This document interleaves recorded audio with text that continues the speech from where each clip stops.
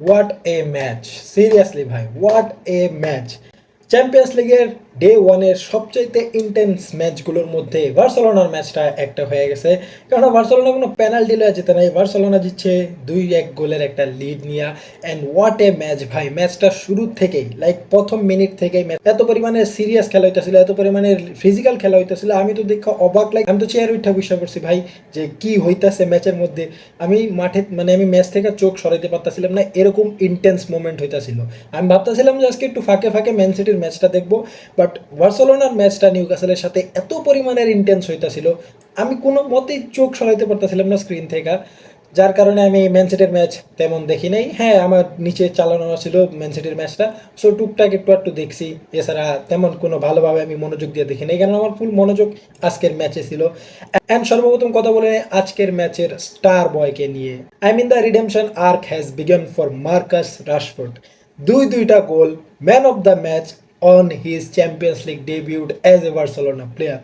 Seriously ভাই, কি সুন্দর দুইটা গোল। এবং মার্কাস রাশফোর্ডের নিউক্যাসলের সাথে এরকমই রেকর্ড ছিল, লাইক আগে যে কোনো ক্লাবেরই নিউক্যাসলের সাথে মার্কাস রাশফোর্ডের একটা ভালো রেকর্ড ছিল গোল করার। 5টা গোল এবং 5টা অ্যাসিস্ট ছিল 13টা ম্যাচের মধ্যে, এবং আজকে এক ম্যাচের মধ্যে 2টা গোল আরও করছে। সো হ্যাঁ, নিউক্যাসলের সাথে মার্কাস রাশফোর্ড একটা ডেডলি ওয়েপেন ছিল অ্যান্ড এখনও আছে। এবং মার্কাস রাশফোর্ডের যে ডেডলকটা আছে, কোনো গোল করতে পারছিল না, টিমের সাথে ভালোভাবে কম্বিনেশন দিতে পারছিল না, আজকে সব কিছু ব্রেক করে ফেলছে। হাফ টাইম পর্যন্ত ম্যাচটা পুরো ইন্টেন্স ছিল, এদিকে প্রেসিং ওদিকে প্রেসিং, এদিকে অ্যাটাক ওদিকে অ্যাটাক, এদিকে শট ওদিকে শট, মানে পুরো ম্যাচটা হজবরল, তুমি চোখ সরাইতে পারবে না এমন একটা ম্যাচ হয়ে গেছিল। অ্যান্ড হাফ টাইম পর এবং হাফ টাইমের পরে ম্যাচটা একটু স্লো ডাউন হয়ে গেছে, সব একটু পাসিং খেলতেছিল, কেউ আর ওরকম প্রেস করতেছিল না। But after some time Jules কুন্দের এত সুন্দর করে একটা ইনসাইডে বল ঢেলে দেওয়া এবং মার্কাস রাশফোর্ডের জায়গায় খাড়িয়ে হেডার দেওয়া, মানে আই মিন জায়গায় খাড়ায় আছে তারপর হেডার দিছে এবং দুর্দান্ত হেডার দিছে, যার কারণে বার্সেলোনা একটা গোলও পেয়ে গেছে। এবং মার্কাস রাশফোর্ড তার গোলের খাতাও খুলছে বার্সেলোনা প্লেয়ার হিসেবে। অ্যান্ড মার্কাস রাশফোর্ড সেখানেই থাইমা ছিল না, কিছুক্ষণ পরে আই মিন ফার্স্ট গোলের পর মার্কাস রাশফোর্ডের মোটিভেশন বেড়ে গেছে, এনার্জি বেড়ে গেছে, কনফিডেন্স টপ লেভেলে চলে গেছে। মার্কাস রাশফোর্ড গেমের মধ্যে আরও দেখা শুরু হয়েছে এবং কিছুক্ষণ পরে আরও একটা সুন্দর গোল, লাইক বলটা সুন্দর করে কাট করে ডি বক্সের একেবারে কোনা থেকে সুন্দর একটা goal. I am very surprise after seeing this kind of performance from Marcus Rashford. Barcelona তাকে যখন সাইন করছে, বার্সেলোনা ফ্যানরা, বার্সেলোনা বোর্ডরা বা বার্সেলোনা প্লেয়াররা এরকম একটা জিনিসই, এরকম একটা পারফরমেন্সই তার থেকে এক্সপেক্ট করতেছিল, এবং মার্কাস রাশফোর্ড আজকে সেটা ডেলিভার করছে। অ্যান্ড ম্যাচের মধ্যে যে আমাদের ভুল ছিল না এটা আমি বলবো না, ম্যাচের মধ্যে অনেক ভুল ছিল। যেমন আজকের ম্যাচে ফার্মিন লোপেসকে কাইন্ড অফ দেখাই যায় না, ফার্মিন লোপেস কাইন্ড অফ মিডের মধ্যে হারিয়ে গেছিল, সে ঠিকভাবে বল পাইতেছিল না এবং বল পাইলেও তাকে ঘেরাও করে রাখছিল। কেননা নিউক্যাসলের প্লেয়ার সবগুলো ভাই লম্বা খাম্বা, এরকম খাম্বা প্লেয়াররা বার্সেলোনার ছোট ছোট প্লেয়ার করে ঢেকে রাখতেছিল। লাইক পেদ্রি তো আজকে ফুল মার্কিং করে রাখছে, ম্যাচের আগেও নিউক্যাসলের কোচ, নিউক্যাসলের প্লেয়াররা কইতেছিল আজকে পেদ্রিকে মার্কিং করা হবে, কেননা ম্যাচের মেন টেম্পোটা কন্ট্রোলই করে পেদ্রি। এবং আজকে দেখতেছিলাম আমরা যে ডিজং এবং পেদ্রি মিড থেকে পার করতেই পারতেছিল না, ওদেরকে পুরো আটকায় রাখছিল 3-4টা প্লেয়ার ওদের সামনে, ওরা বল পাইলে কনস্ট্যান্ট প্রেস, অন্যান্য প্লেয়ার বল পাইলেও এত প্রেস করতো না, পেদ্রি যখনই বল পাইতো নিউক্যাসলের প্লেয়াররা পারে না, কাবাডি খেলতে পড়ছে ভাই, এরকম একটা অবস্থা হয়ে গেছিল। অ্যান্ড তারপর ও পেদ্রি সুন্দর সুন্দর পাস বাই করতেছিল এবং ডিজংও পেদ্রিকে সুন্দর সাপোর্ট দিতেছিল। লাইক তাদের দুইজনের যে জুটিটা আমরা দেখতেছি গত বছর থেকে, সেটা এখনো বজায় আছে এবং খুবই সুন্দরভাবে এই ম্যাচের মধ্যে বজায় ছিল।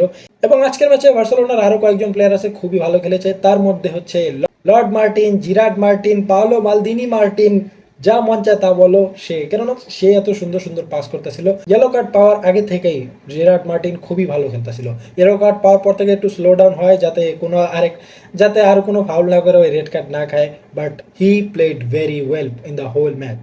অ্যান্ড বিশেষ করে একটা প্লেয়ার যে কিনা কনসিস্টেন্টলি একটা ভালো পারফরমেন্স দিতেছে পেদ্রির মতো, সে হচ্ছে জোয়ান গার্সিয়া। লাইক 25 মিলিয়নে আমরা এত টপ লেভেলের একটা গোলকিপার পেয়ে গেছি ভাই।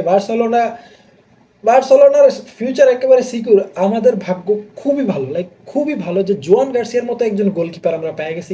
এত দুর্দান্ত একটা গোলকিপার জোয়ান গার্সিয়ার, পাসিং বলো, লং পাস বলো বা বল প্লেয়িং এবিলিটি বলো, সব দিক দিয়ে জোয়ান গার্সিয়ার টপ নচ। বার্সেলোনা যখন লাস্ট মোমেন্টে লাইক 86 বা 87 মিনিটে গোলটা হয়েছে, তখন খুবই ইন্টেন্স মোমেন্টে চলে যায় এবং তখন সবচেয়ে বড় ভুল করে আরুহ। এই আরুহ থেকে এখন আমরা বের হইতে পারতেছি না। লাইক তখন সবাই টাইম ওয়েস্ট করতেছে, মানে হান্সি ফ্লিকও ইশারায় বলে দিছে যে টাইম ওয়েস্ট করো, এখন যেভাবে হোক ম্যাচটা শেষ করো। কারণ ওই 2-0 থিওরি পুরো এখানে হয়ে গেছিল, কারণ ওই এক গোল পাওয়ার পর নিউক্যাসলের প্লেয়াররা খুবই এনার্জি পেয়ে গেছে এবং প্রেসের উপরে কনস্ট্যান্ট প্রেসের উপরে প্রেস করতেছিল, অ্যাটাকের উপরে অ্যাটাক করতেছিল। তো হান্সি ফ্লিক জিনিসটা বুঝতে পারা সবাইকে বলছে টেম্পোটা কন্ট্রোল করো, সবাই পাসিং খেলো, কোনো অ্যাটাক করার দরকার নেই। বাট তারপরে বার্সেলোনা প্লেয়াররা টুকটাক করে অ্যাটাক করতেছিল এবং সবাই পাসিং খেলতেছিল, শর্ট পাসের মধ্যে খেলতেছিল। কিন্তু যখনই আরুহকে বল দেওয়া হয়েছে হেলা লং খেলে দিচ্ছে।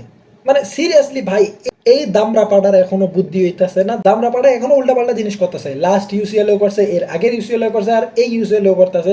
এটার যে কবে শিক্ষা হইব।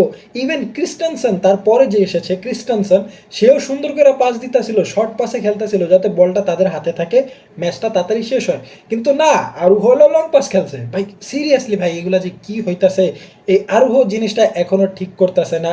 কবে যে ঠিক করবে কে জানে, কেননা এভাবে যদি চলতে থাকে আমাদের ওই সেমিফাইনালের ট্রমা থেকে আমরা আর বাইরে পারবো না ভাই। অ্যান্ড আজকের ম্যাচে আরও একটা প্লেয়ার যেটা কিনা পুরো হারায় গেছিলো, লাইক ম্যাচের মধ্যেও আমি দেখতেছিলামই না, বা বলতে পারো ম্যাচের মধ্যেও কানেক্ট করতেই পারতেছিল না, সেটা হচ্ছে রাফিনিয়া। হ্যাঁ, লাস্ট ম্যাচে এত সুন্দর পারফরমেন্স দেওয়ার পর এই ম্যাচের মধ্যে আমি দেখতেছিলাম ও আনইজি ফিল করতেছিল, লাইক বল ঠিকভাবে পাস দিতে পারতেছিল না, ওর ফার্স্ট টাচ ভালো ছিল না, ও ঠিকভাবে খারাপ থাকতে পারতেছিল না, পয়রা গেতাছিল গা যে কোনো সময়। কি যে হইতেছিল আমি জিনিসটা বুঝতে পারতেছিলাম না। বাট আজকের ম্যাচে রাফিনিয়া অত ভালো খেলে নাই, আজকের ম্যাচে রাফিনিয়া কাইন্ড অফ লস্টেড ছিল। The good thing is at the end of the day আমরা একটা সুন্দর ম্যাচ জিততে পারছি একটা হার্ড অপোনেন্টের কাছ থেকে। নিউক্যাসল কোনো নর্মাল টিম না, আর বিশেষ করে নিউক্যাসলের এতগুলো সেট পিস আমরা ঠেকাইতে পারছি। প্রিমিয়ার লিগের টিমগুলো সেট পিসে অনেক ভালো। লাইক সেট পিসের গোট যদি কাউকে বলা হয় সেটা হচ্ছে আর্সেনাল, যারা কিনা সেট পিস থেকে গোল দেওয়া, যদি ম্যাচের মধ্যে তারা একটু বেশি সেট পিস পাওয়া যায়, গোল দেওয়া কনফার্ম সেট পিস থেকে। সো নিউক্যাসলও তাদের মধ্যে একটা, কেননা তাদের কাছে লম্বা লম্বা খাম্বা ছিল। বাট বার্সেলোনা নিউক্যাসলের প্রতিটা সেট পিসই ঠেকায় দিছে, যেটা দেখে আমি খুবই হ্যাপি, খুবই ইমপ্রেসড। বাট বার্সেলোনার এখনও ডিফেন্স লাইন আপ অতটা ভালো হয় নাই, বাট আস্তে আস্তে হয়ে যাবে, কেননা নতুন একটা টিম বলতে গেলে ইনিগো মার্তিনেজ যাওয়ার পর থেকে ডিফেন্স লাইন আপটা পুরো হজবরল হয়ে গেছে। বাট এখন আমি দেখতেছি আস্তে আস্তে ইমপ্রুভ হইতেছে, যেটা দেখে আমি অনেক happy. So at the end of the day Barcelona প্রথম ম্যাচের 3 পয়েন্ট পেয়ে গেছে ম্যাচ ডে 1-এর, অ্যান্ড এরই সাথে সাথে চ্যাম্পিয়ন্স লিগের ম্যাচ ডে 1 শেষ হয়ে গেছে। অ্যান্ড এই ছিল ইউসিএল ম্যাচ ডে 1-এর সবগুলো ম্যাচ এখন শেষ। এখন আমরা ম্যাচ ডে 2 দেখবো, যেটা আস্তে আস্তে একটু লেট হবে, আগামী মাসে হয়ে যাবে। অ্যান্ড হ্যাঁ, যদি তোমরা চাও যে ম্যাচ ডে 1 নিয়ে যতগুলো ম্যাচ হয়েছে সবগুলো না একটা ওভারভিউ বা একটা রিভিউ বানাইতে, আমি সেটা করে ফেলবো। তার জন্য কমেন্ট করে জানাও। অ্যান্ড আজকের ভিডিও ভালো লেগে থাকলে অবশ্যই একটা লাইক করে দাও, কমেন্ট করে জানাও আজকের ম্যাচগুলোর মধ্যে তোমার ফেভারিট মোমেন্ট কোনটা ছিল। অ্যান্ড দেখা হচ্ছে তোমাদের সাথে নেক্সট ভিডিওতে, ততক্ষণ পর্যন্ত চ্যানেলটাকে সাবস্ক্রাইব করে দাও, অ্যান্ড পিস আউট।